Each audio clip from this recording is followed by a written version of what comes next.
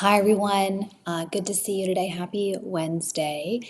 I have a few exciting updates, and then I wanted to share with you an excerpt on the children's book that I am working on right now. I wrote it for my children, but there is a big demand for the Soul of Civility in classrooms, and I'd love to give it to you.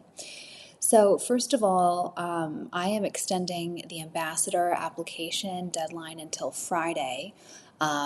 Again, the ambassador program is just a way for me to get to know you. And if you want to get involved, if you want to share this, the momentum of the civility movement, I want to support you. I want to know what you want to do. And if it could be something small, like just gathering a few friends to read the book. And if so, I have resources for you, a free reading discussion guide.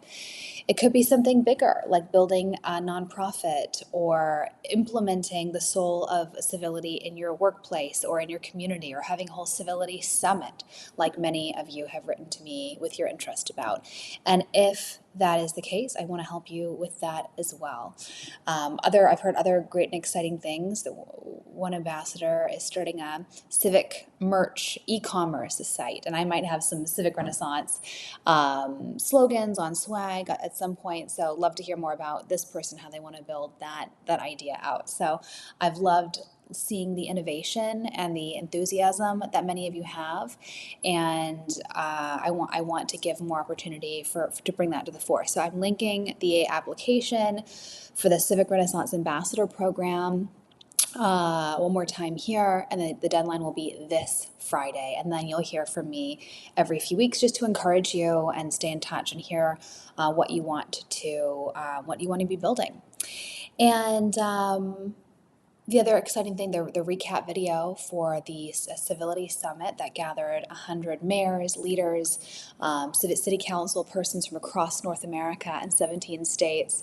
I will be releasing that this week. I can't wait. Those of you who came, thank you. And if you weren't there, we wish you were there, and looking forward to seeing you at the next Civility Summit.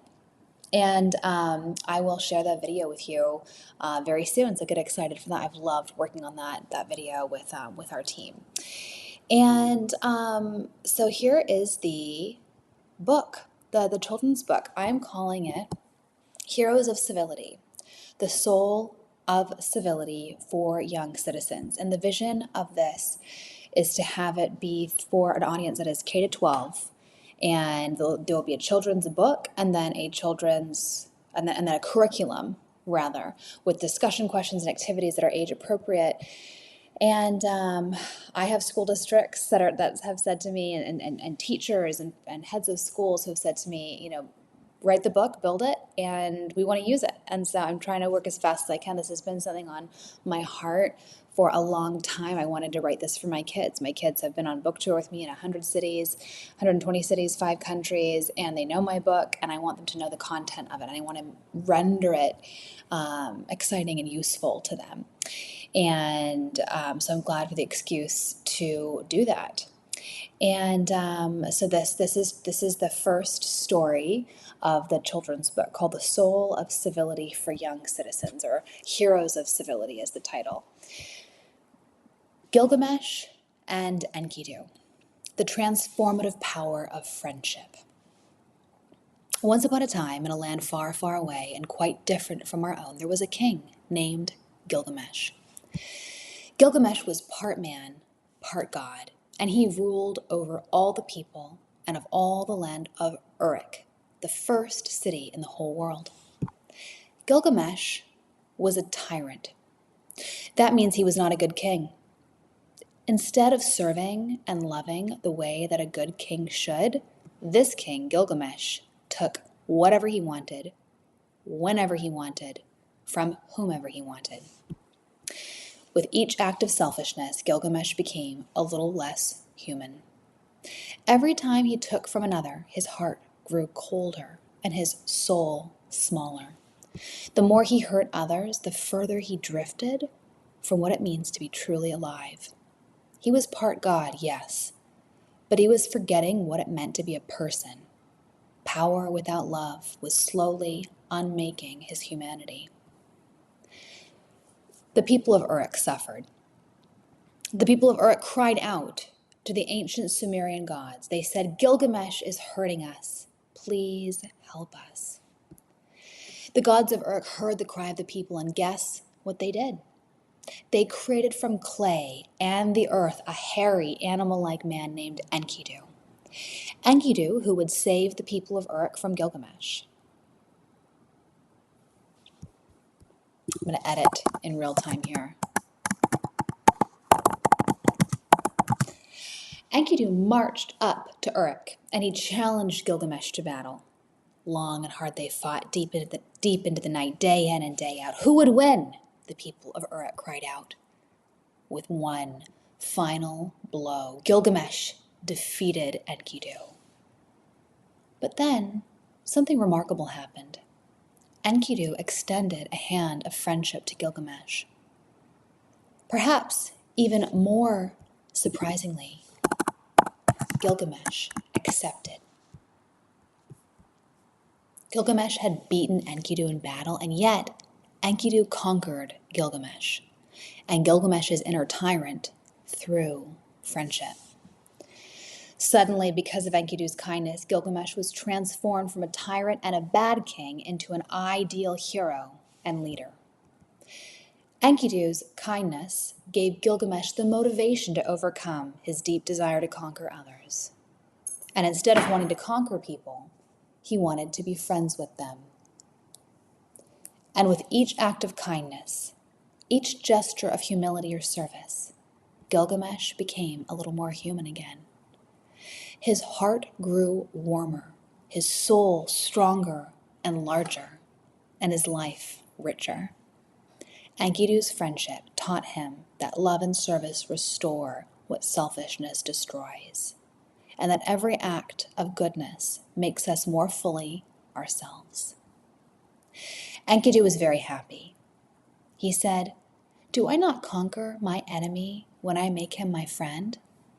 Enkidu and Gilgamesh went on to have many amazing adventures together in this epic of Gilgamesh, which is the oldest story in the world. And then one day, after many amazing adventures together, suddenly Enkidu died. Gilgamesh was so sad. Without his friend, he didn't have meaning for life anymore. He said, "How am I supposed to live without my very best friend in the whole world?" But guess what? Gilgamesh discovered something important, that life with others and friendship gives us meaning. It's what gives us joy. It's one of the central pleasures and purposes in life. And, Gilgamesh said, I am glad I had a friend called Enkidu. Even though I lost him and it hurt my heart so badly when he died, I'm so glad that Enkidu saved me. He conquered my inner tyrant with friendship, and he showed me what really matters in life and community. And he showed me what really matters in life and community, and friendship with others. The end. So my husband and I went on retreat this weekend in the forest, just totally offline, off the grid for about 24 hours. And while doing that, once I left my phone in the car and I'm in nature, and once I kind of had that baseline of quiet and stillness, I just started writing, and I couldn't stop. And I wrote the first 3 of these stories as little vignettes in this book, Heroes of Civility. And I read them to my kids last night, and so I wrote them by hand since I was offline, so I've been transcribing them today, and the kids are excited for the next 3. So hopefully that is, I'll have a bit of time this afternoon to get a few more stories written, and most importantly, my kids love them. And let me know what you think. This is the first story in the Heroes of Civility, the Soul of Civility for Young Citizens, and I'd love to hear from you. How can this be useful to you? What applications do you see it? If you're an educator and you're interested in being a part of our working group of educators and practitioners and teachers who are building this curriculum and this book together, and you want to offer feedback, then please write to me, respond to this email. I'd love to hear what you think. Comment your feedback on this content. And also, don't forget to join the Civic Renaissance Ambassador Program, which again we'll be celebrating the culmination of in April at the Civic Renaissance retreat here at my home in just a few months. So, anyway, let me know what you think.